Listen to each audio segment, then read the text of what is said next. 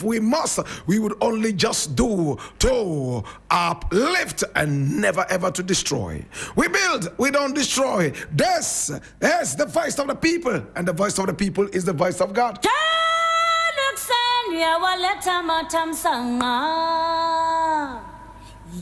This is the voice of the Patriot.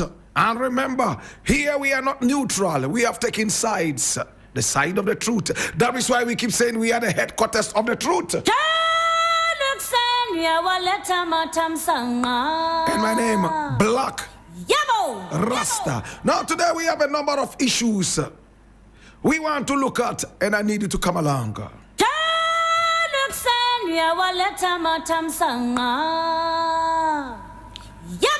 Now the very first story we are looking at today is taken from Ghana Web, and it says NDC journalist cries out over neglect.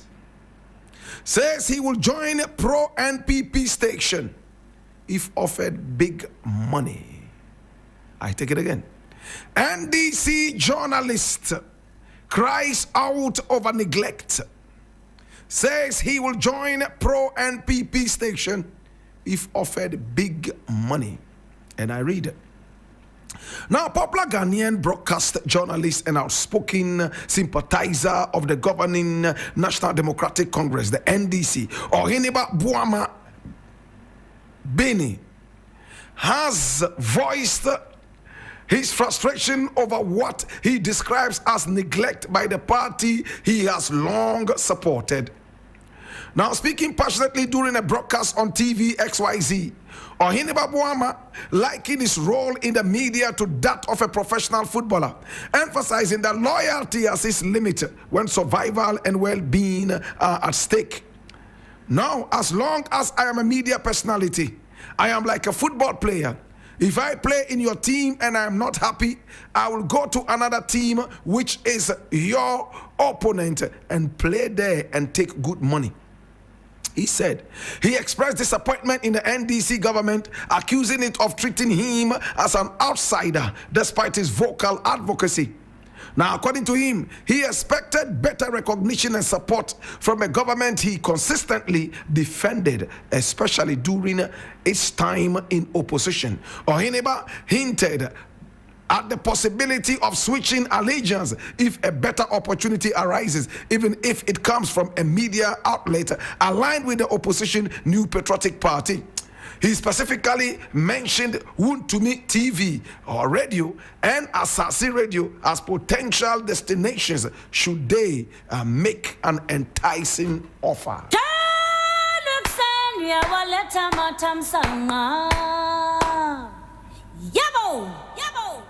Oh, what a shame. And if you look at this guy, his stomach and his head, you know where he belongs. Food society. It's very sad, my brother.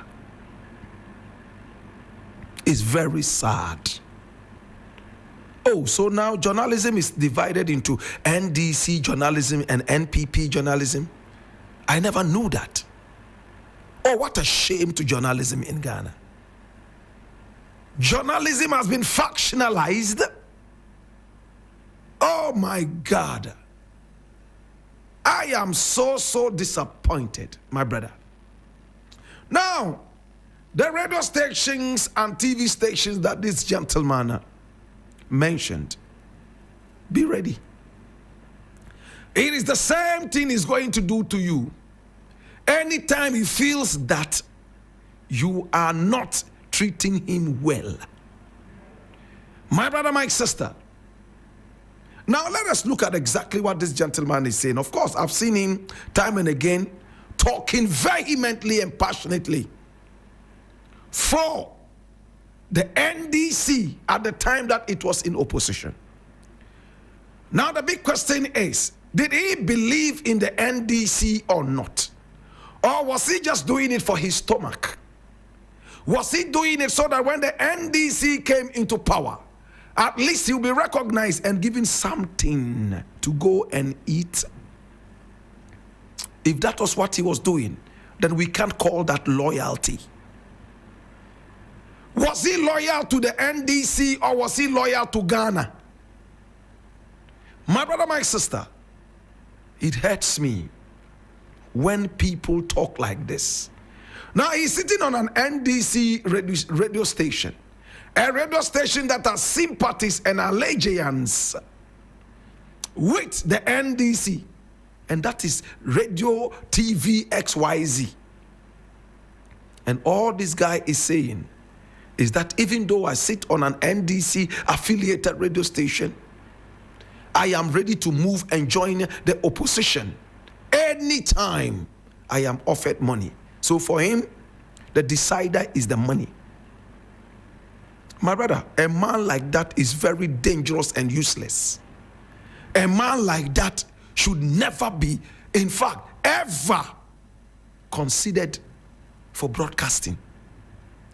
These are people who will take money and sell out anything. These are the kind of people who encourage payola. These are the kind of people who have no respect for the truth. They only have respect for money. The highest bidder gets his so-called loyalty. He who feeds him will control him to go any direction he wishes. It's a shame. So what is XYZ doing? You still keeping this guy there? Do you have any regard for your radio station at all? Do you respect your listeners at all? This is a guy who has come out point blank to say, hey, as for me, it's all about money. Any radio station that pays me the money that I want, I join them no matter their ideology. I will sink in and go along with them. My brother, my sister, these are the kind of people who should never be put in any public office. They will take bribes because all they think about is money, nothing else. The Akan people have a saying, which I would like to share with you. Remember, I did not create this proverb. You see, obi enye ni kesiye da kwa. Obi enye ni kesiye kwa. Obi enye ni kesiye kwa. When you see a man most of the time, who is this fat? You should know what has made him fat. And this is not disrespect to anybody who has weight. I have weight myself. My brother, my sister,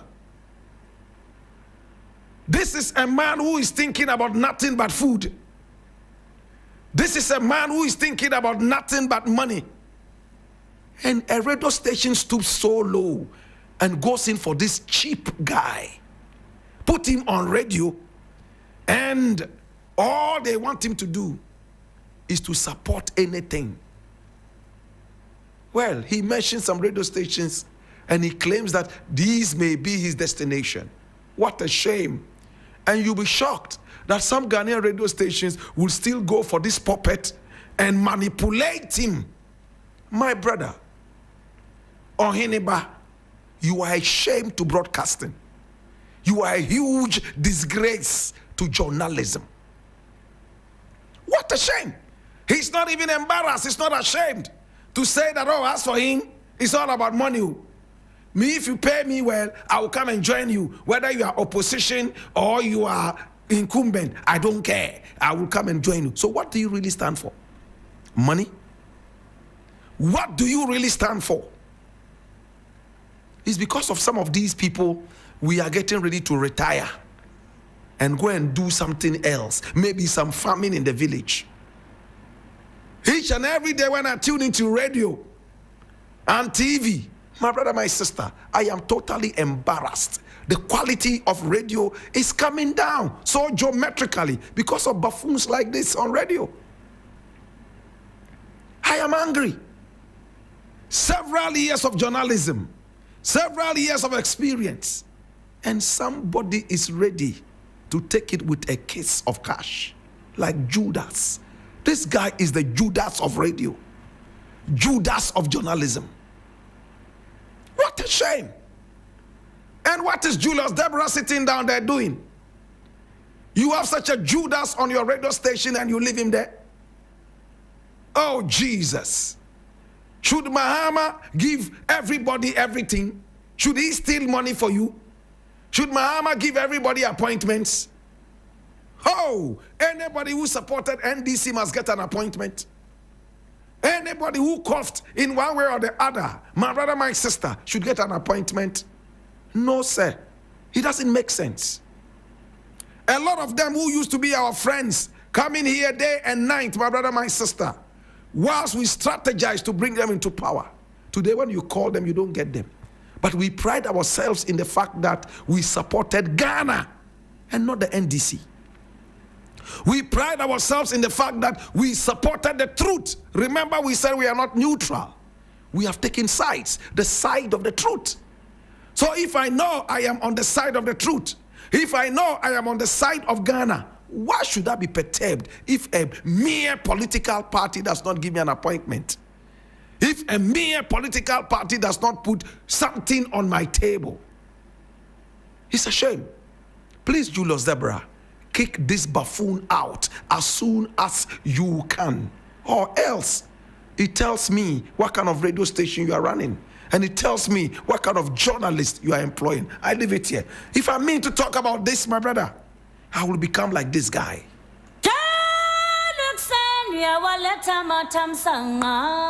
What a shame. The next thing I want to look at is equally interesting and is fiery. This one is from Ghana Web, and it says, why are brilliant Ghanaian minds sweeping streets abroad? Otumfo cautions youth exodus. Otumfo questions youth exodus. Why are brilliant Ghanaian minds sweeping streets abroad? And I read, oh Jesus, where your pee? There are something. Otumfo Osetutu II has questioned the increasing trend of Ghanaian youth seeking low-skilled job opportunities abroad, despite having immense intellectual potential and educational foundations. Now, speaking at the 2025 graduation ceremony of DPS International School in Tema on June 21, 2025, the Asantini delivered a message to the graduating class under the theme Championing the Nation's Future. Oh, Jesus. He challenged the youth to look inward and reimagine Ghana as a land of possibilities rather than a departure point. He expressed disappointment that many young Ghanaians, including those with exceptional academic and intellectual abilities, often abandon the country in search of menial jobs in developed countries, while their global peers are innovating and building multi-million-dollar enterprises. Graduates in the UK, India, China, and the United States are moving on to design groundbreaking technologies, invent life-saving drugs, and develop tools that expand humanity's reach beyond Earth. Manshia affiliate online portal opinionated.com quoted him to have said, "They will be building on the same foundations laid for you here, applying the same tools you have been exposed to. How do they do that in India, China, Japan, and Vietnam? And how come you, some with outstanding minds, are stuck in the rut, struggling for opportunities to go and sweep the streets of these countries?" Otumfo asked.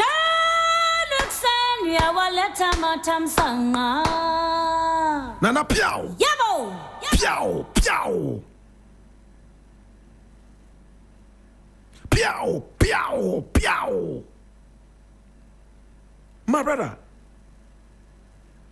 in fact, one of these days I may have to make it to Manshia and seek the blessing of the Otumfo to be able to champion my patriotism dream. In the next 5 years, I want to see every Ghanaian die for Ghana. At the same time, I want to see every Ghanaian in the next 5 years live for Ghana. Hey, I'm speaking paradoxically. In fact, I am speaking proverbially. Now, if you can live for Ghana, you must also die for Ghana. We must start by dying for Ghana. How do we die for Ghana? We have to sacrifice, and sacrifice is equivalent to dying for Ghana, because you will go hungry. Some of us will be slaughtered like we were slaughtered before we got our independence. Some of us will be sacrificed, my brother, my sister, in blood sacrifices in order to free our nation from economic bondage and suppression. My brother, Otumfuo has asked a very important question. And he was speaking at the graduation of his son, Kwame Chirichie. Now, Kwame Chirichie is going all the way to North Carolina to study astronomy. Remember, I did not say astrology. I said astronomy. He's going to study planets, study the special systems, and so on and so forth. My brother, my sister.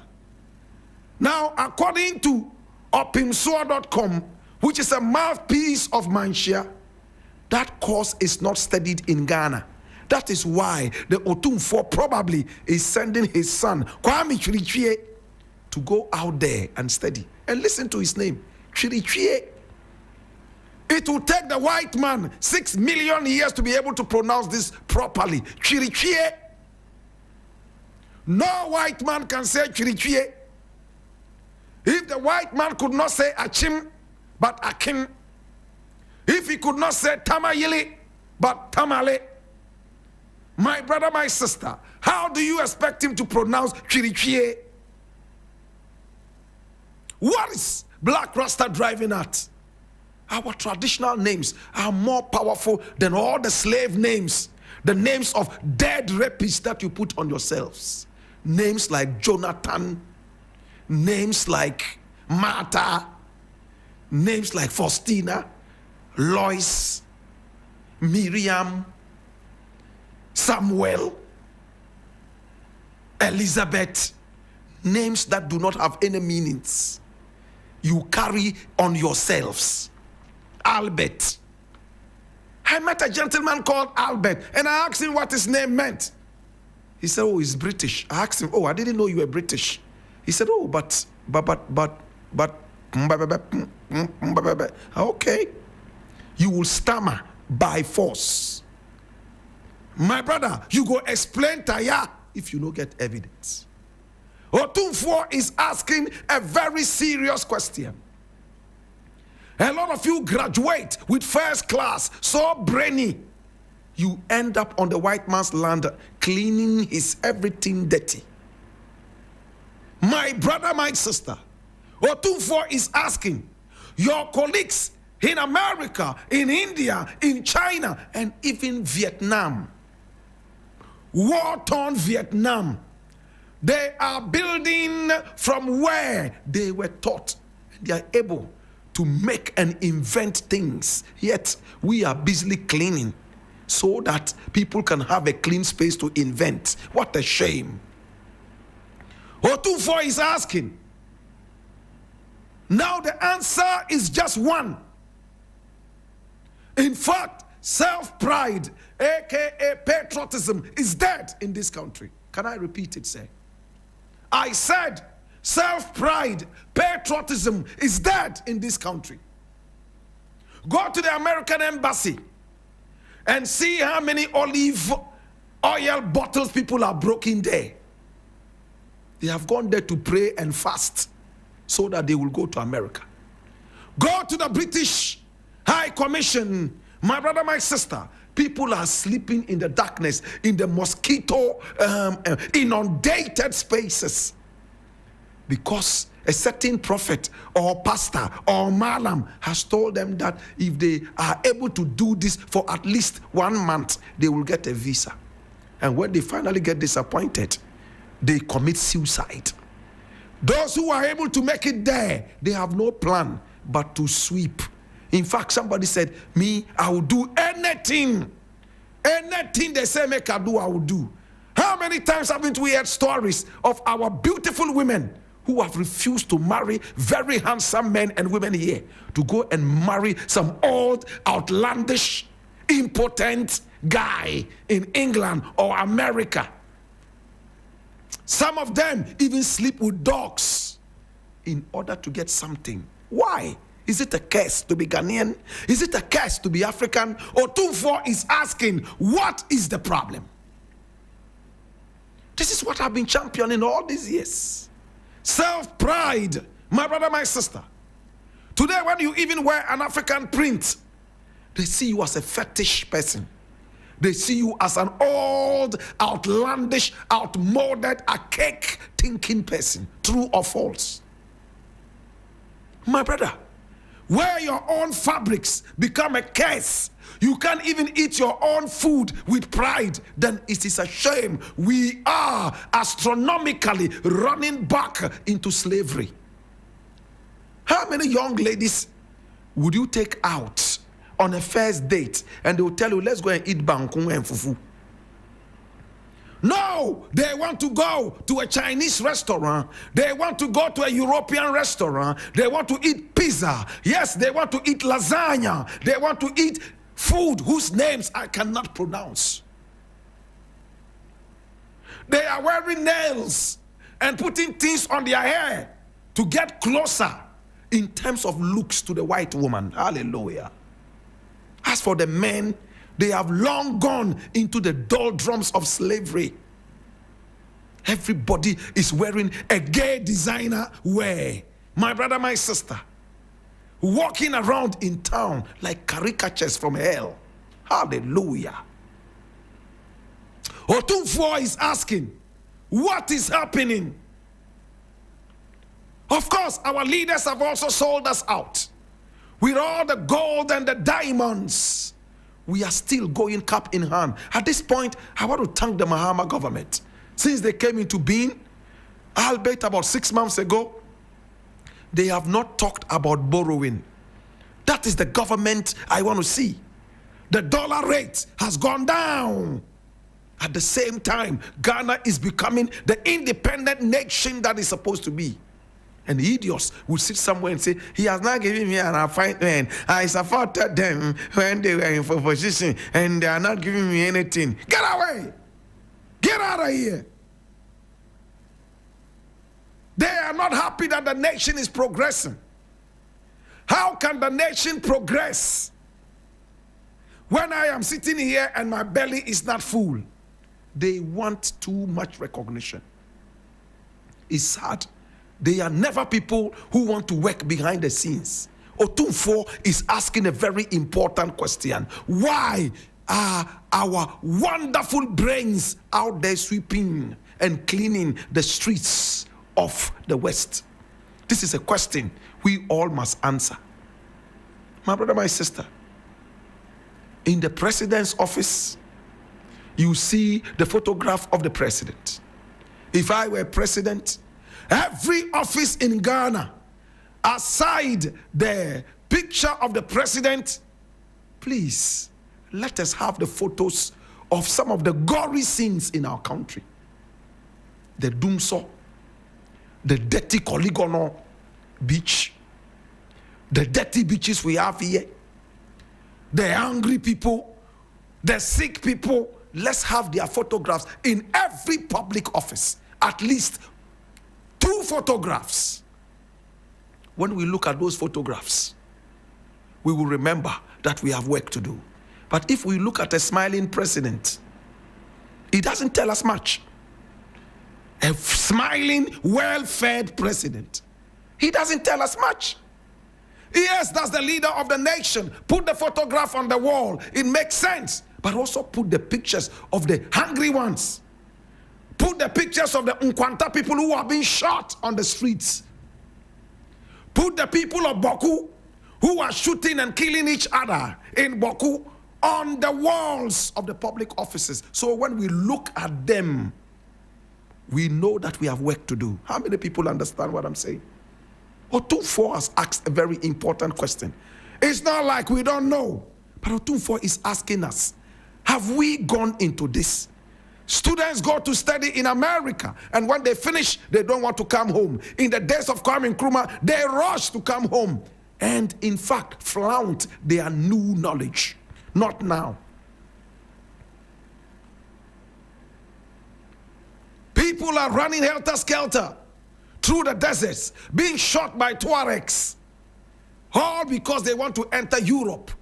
And when they get there, my brother, they are not going to invent things, so they are going to clean toilets and clean streets. Why are you risking your life to go and clean toilets? Don't we have toilets here for you to clean? Don't we have streets here for you to clean? And when you talk to them, it's shocking. You know what they say? They say, oh, say I had the obenyaska. Say obe pra ahakra jiska kra chen doctor ewo Ghana. Doctor kra Ghana ayin fa no onya. When your mind is all about money, no dignity, my brother, you will marry a monkey because money is growing on trees. You are an idiot. It shouldn't be all about money. Your dignity should also be at stake. Do you care about dignity? I hear a lot of Ghanaians say, na dignity today, yeah, the dignity. It's only idiots who speak like this. Should you eat everything? Should it be all about food? Should it be all about money? When Judas explained to you that money could be dangerous, you didn't understand. To I conclude on this. Thank you so much for making our leaders aware of this. And please, Mr. President, I know you're listening to me. With all love and respect, I wish that in every public office, we will have pictures of some of the gory things that we have in Ghana. Broken bridges, accidents on the road, bloodshed in some tribal war areas, farms that have not borne any fruits, poverty all over. We should take pictures of those quality photographs and put them in the offices, including the photos of our own children and family, so that when we look at them, we will remember that we have a journey to embark on. I leave it here.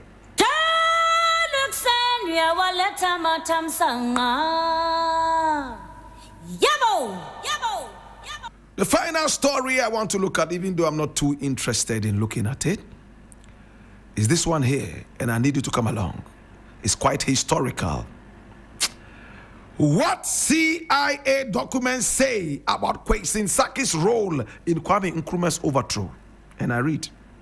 Now, President John Dramani Mahama recently disclosed that the Central Intelligence Agency of the United States of America was responsible for the removal of Ghana's first president, Osajifo Dr. Kwame Nkrumah. Now, speaking at the 68th Independence Day celebration at the Jubilee House on March 6, 2025, the president revealed that declassified U.S. intelligence documents show the CIA orchestrated the coup that ousted Nkrumah while he was out of the country. Now, the verdict of history is now loud and clear. Declassified documents from the United States archives reveal that this was a coup inspired and engineered by the CIA, he said. Now, a Ghana web search of the CIA archives uncovered two documents that reference Dr. Nkrumah's foreign minister, Dr. Alex Kwesi Saki, who had been accused of betraying Ghana's first president to the agency. Dr. Kwesi was allegedly paid by the CIA and promised the presidency in exchange for his role in facilitating Nkrumah's removal.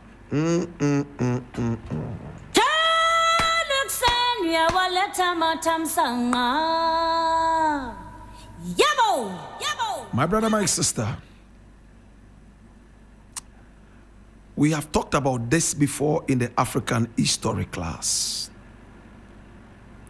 but I'm going to go into it again because the suspended Chief Justice Mami Esaba Tokunu has come out to say some things that also roped this man in. the man called Alex Kwesi. How many of us remember that we've talked about him in the African history class before? He was born on the 19th of August in 1924. My brother, my sister, and he died on the 21st of December 1992. My brother, my sister. At a point, he served as the president of the United Nations General Assembly. My brother, my sister, and he was in diplomatic service. Kwame Nkrumah trusted him and gave him so much. My brother, my sister, he was close to the jugular vein of Kwame Nkrumah. In fact, when the CIA was plotting the coup to remove Kwame Nkrumah, having tried a number of times with bombs and failed, they sent in Kwame Nkrumah's own schoolmates.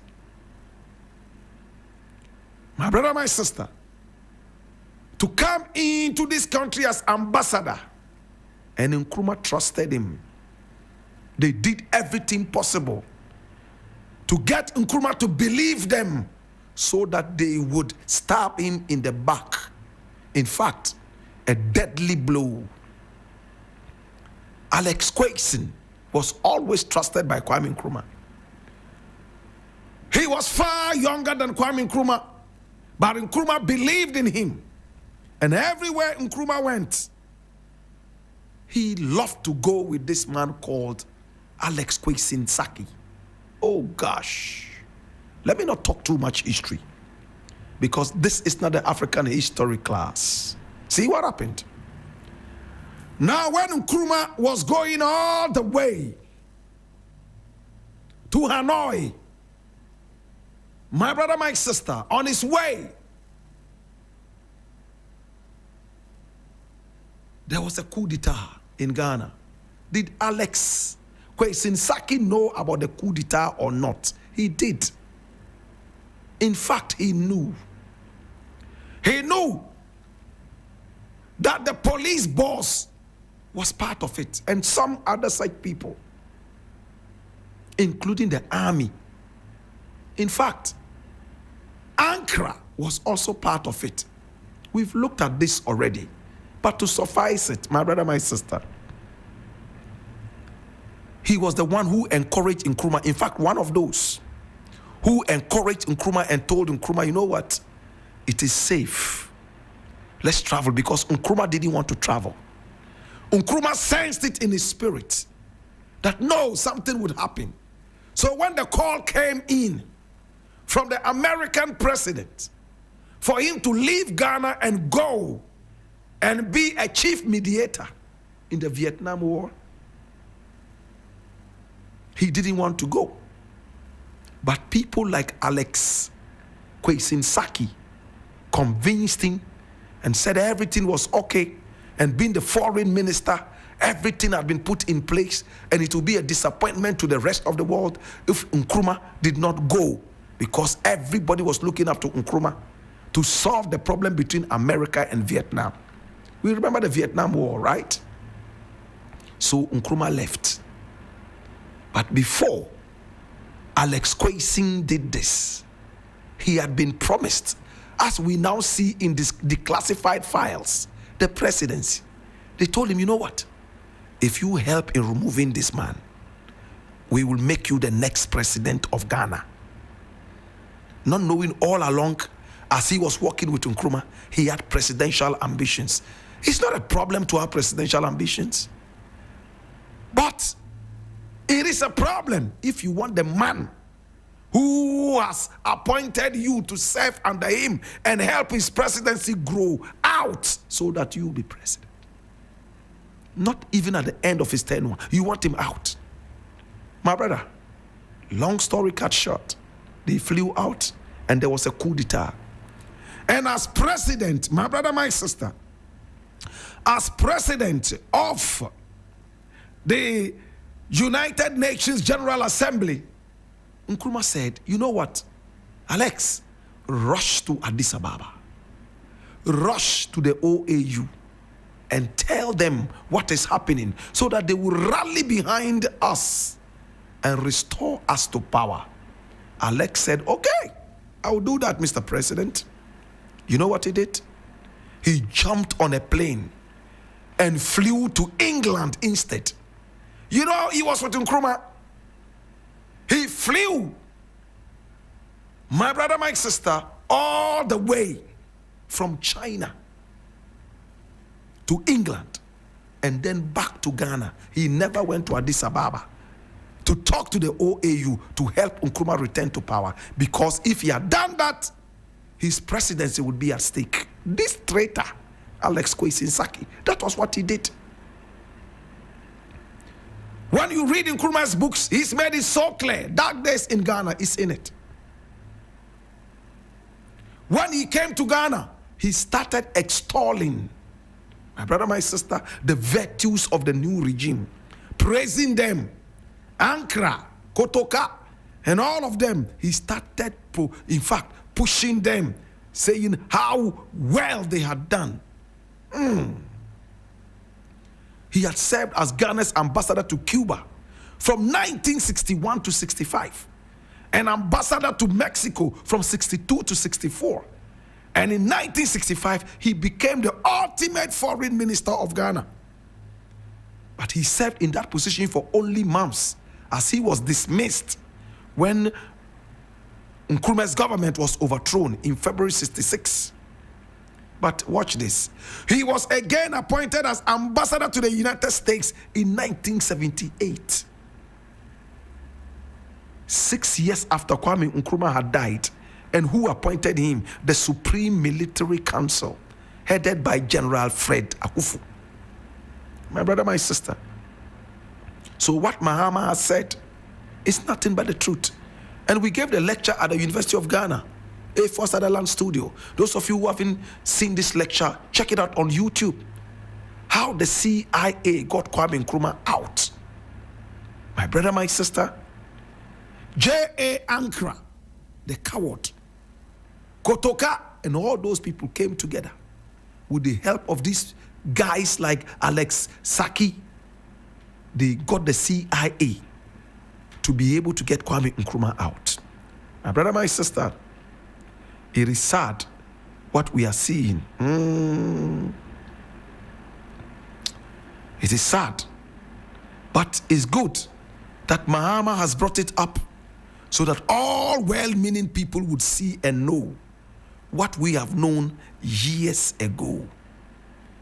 For us to know that America dealt with us so badly. I wish this was the African history class, so I'll go deeper into history. What America stood to benefit by removing Kwame Nkrumah. And it took traitors like this guy called Saki and others to take Nkrumah out. I leave it here.